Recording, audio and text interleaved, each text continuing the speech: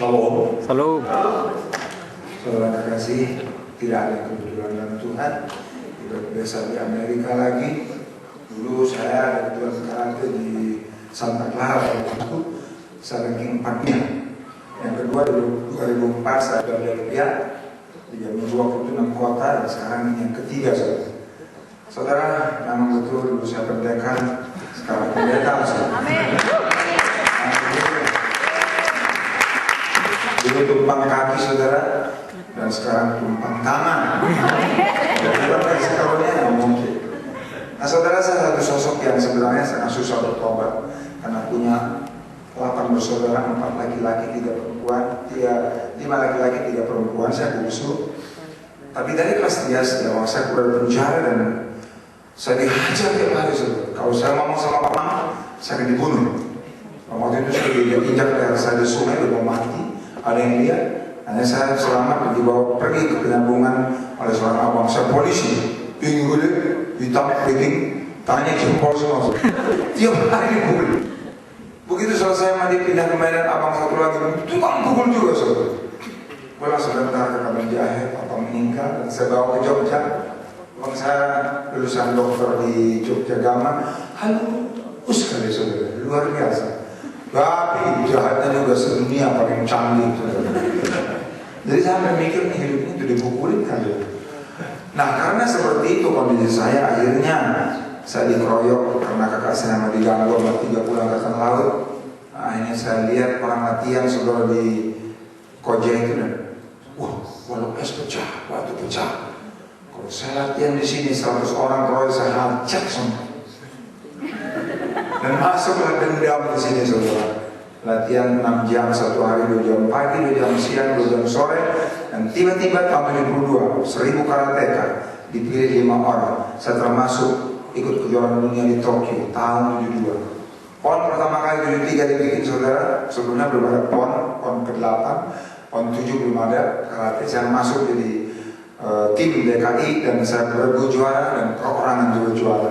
Dan selama 12 tahun berturut-turut, yang namanya Advent Bangun juara nasional karate. Dan tapi itu nggak benar sebenarnya. Nanti kita cerita soal itu. Nah, ketika menikah, istri saya nggak tahu siapa sesungguhnya. Aslinya wah bagus saudara, kalau pinterlah, canggih kalau suara gombal. Tapi begitu kawin, aslinya akan bangun jelas siapa.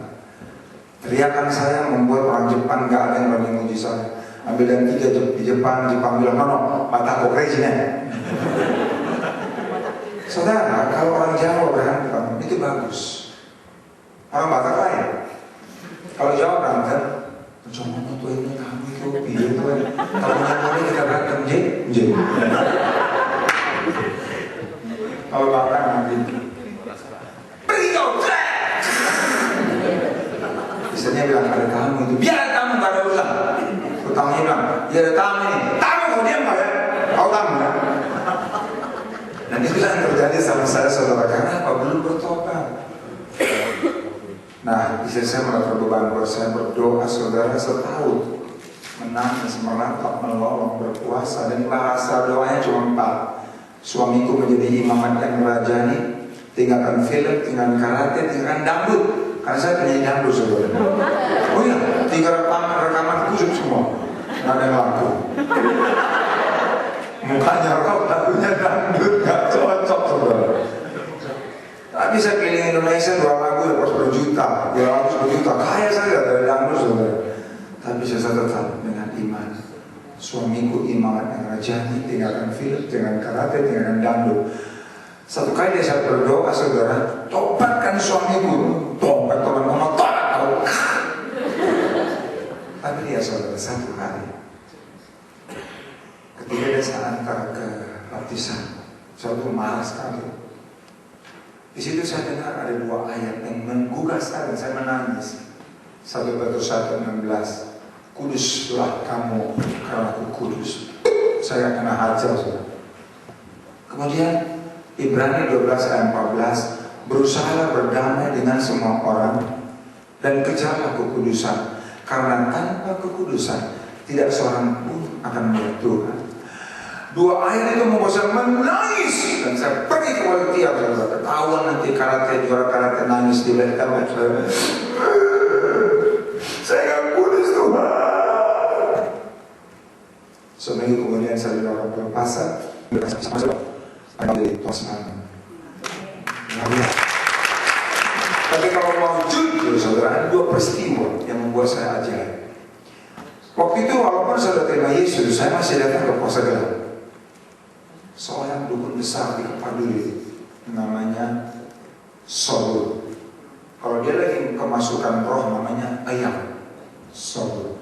Semua pemain Sri Mulat datang ke sana, termasuk saya diajak sama Busu Bangun yang main film yang kasar itu. Saya datang sebenarnya untuk nyanyi dangdut di Mojokerto, tapi tiap minggu saya dikasih jas. Sudah 10 minggu gak diajak juga ke Mojokerto. Saya mulai bingung, ini maksudnya apa? Karena lusa mau berangkat, kita akan bawa sial di seberapa jalan dengan air kemak. Saya bodoh, ikut-ikutan saudara. Dan kemudian pulang ke rumah dia jam 12, itu disuruh mandi air kembang, minum teh manis pakai garam, minum air putih pakai garam, dengan syarat semua nama Tuhan Allah apapun boleh disebut, semua, hanya satu, Yesus. Jangan, oke? Waktu saya masuk di kamar mandi itu, saya minumlah air teh manis pakai garam ini dalam nama Yesus.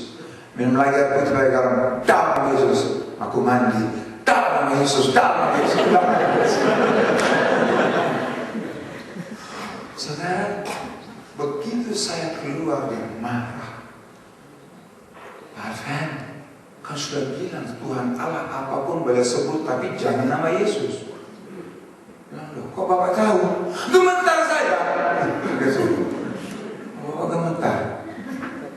Di situ saya sadar saudara bahwa nama Yesus itu bukan nama sembarangan.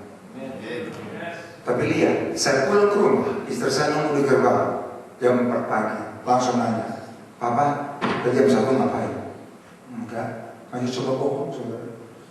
Enggak. Saya lihat bakalan gelap. Dan suara itu jelas, anakku berdoa buat suamimu sekarang. Itu jelas sekali Pak, jam ngapain tadi jam 1? Nah, saya nggak bisa ngomong lagi saudara.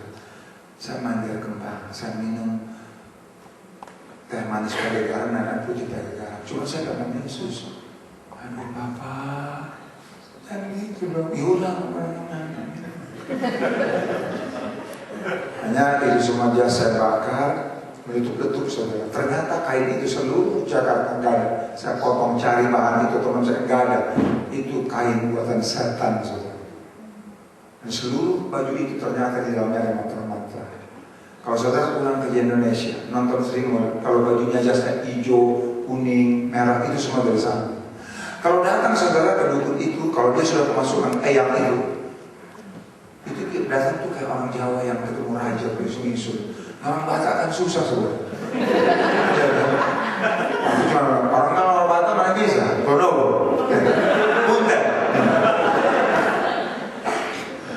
Saudara kekasih, tapi yang benar-benar saya bertobat. Ketiga, suatu hari saya berantem dan selalu bahasanya, cepat pergi. Ya kan? Dan hari itu istri saya lari saudara, masuk kemana? Kamar mandi. Tapi sempat saya lihat dia tidak bawa apa-apa. Nah saya bingung, ngapain ke kamar mandi? Hanya saya dengar dari pintu kamar mandi itu sayup-sayup, nyaris tidak terdengar.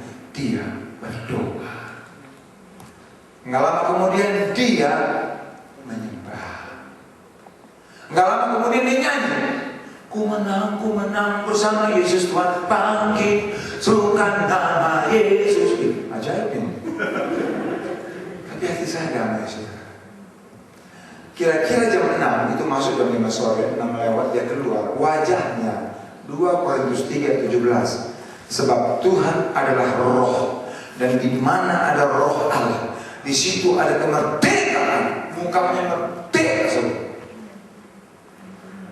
Biasanya kalau wajah makan itu banyak makanannya, tinggal. Tapi